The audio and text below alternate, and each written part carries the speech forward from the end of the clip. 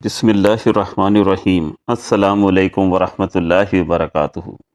ناظرین و سامعین، آپ نے قارون کا نام تو سنا ہوگا، لیکن بہت سے لوگوں کو علم نہیں ہے کہ یہ کون تھا، اس کی تاریخ کیا ہے، اللہ پاک نے اس کا ذکر قرآن مجید میں کن الفاظ میں کیا ہے، اللہ کریم نے اس پر کیا کیا عنایتیں کی اور پھر کیا سزا دی۔ آئیں جانتے ہیں اس ویڈیو میں۔ اس سے پہلے آپ سے درخواست ہے کہ اسلامی روشنی چینل کو ضرور سبسکرائب کر لیں، جزاک اللہ۔ قارون حضرت موسیٰ علیہ السلام کے چچا یسہر کا بیٹا تھا۔ بہت ہی شکیل اور خوبصورت آدمی تھا، اس لیے لوگ اس کے حسن و جمال سے متاثر ہو کر اس کو منور کہا کرتے تھے۔ اس کے ساتھ ساتھ اس میں یہ کمال بھی تھا کہ وہ بنی اسرائیل میں تورات کا بہت بڑا عالم اور بہت ہی ملن نثار و با اخلاق انسان تھا۔ بنی اسرائیل کے لوگ اس کا بہت ہی ادب و احترام کرتے تھے۔ پھر اللہ پاک نے اس پر اپنا فضل کیا اور بے شمار دولت اس کے ہاتھ آئی۔ اللہ پاک نے اسے کتنی دولت عطا فرمائی، قرآن میں اللہ کریم فرماتے ہیں، جس کا ترجمہ ہے، بے شک قارون موسیٰ کی قوم سے تھا، پھر اس نے ان پر زیادتی کی اور ہم نے اس کو اتنے خزانے دیے جن کی کنجیاں ایک زور آور جماعت پر بھاری تھیں۔ دولت ہاتھ آتے ہی اس میں غرور و تکبر بھر گیا، اور پھر وہ سامری کی طرح منافق ہو کر حضرت موسیٰ علیہ السلام کا بہت بڑا دشمن ہو گیا اور اعلیٰ درجے کا متکبر اور مغرور ہو گیا۔ جب اللہ کریم نے زکوٰۃ کا حکم نازل فرمایا تو قارون نے حضرت موسیٰ علیہ السلام کے روبرو یہ عہد کیا کہ وہ اپنے تمام مالوں میں سے 1000واں حصہ زکوٰۃ نکالے گا، مگر جب اس نے اپنے مالوں کا حساب لگایا تو ایک بہت بڑی رقم زکوٰۃ کی بنتی تھی۔ یہ دیکھ کر اس پر ایک دم حرص و بخل کا بھوت سوار ہو گیا، اور وہ نہ صرف زکوٰۃ کا منکر ہو گیا بلکہ عام طور پر بنی اسرائیل کو بہکانے لگا کہ حضرت موسیٰ علیہ السلام اس بہانے تمہارے مالوں کو لینا چاہتے ہیں۔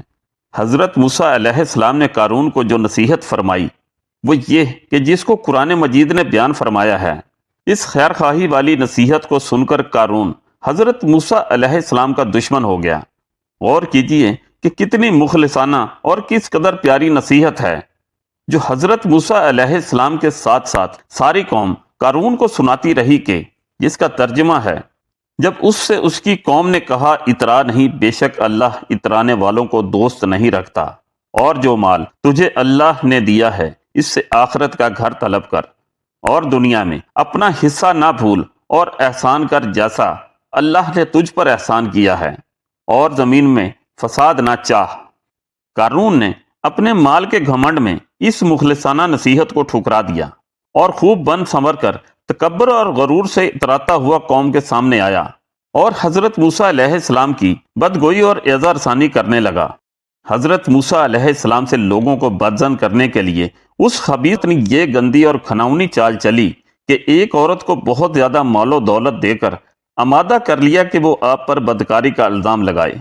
چنانچہ عین اس وقت جب کہ حضرت موسیٰ علیہ السلام اپنی قوم سے واز فرما رہے تھے، قارون نے آپ کو ٹوکا کہ فلانی عورت سے آپ نے بدکاری کی ہے۔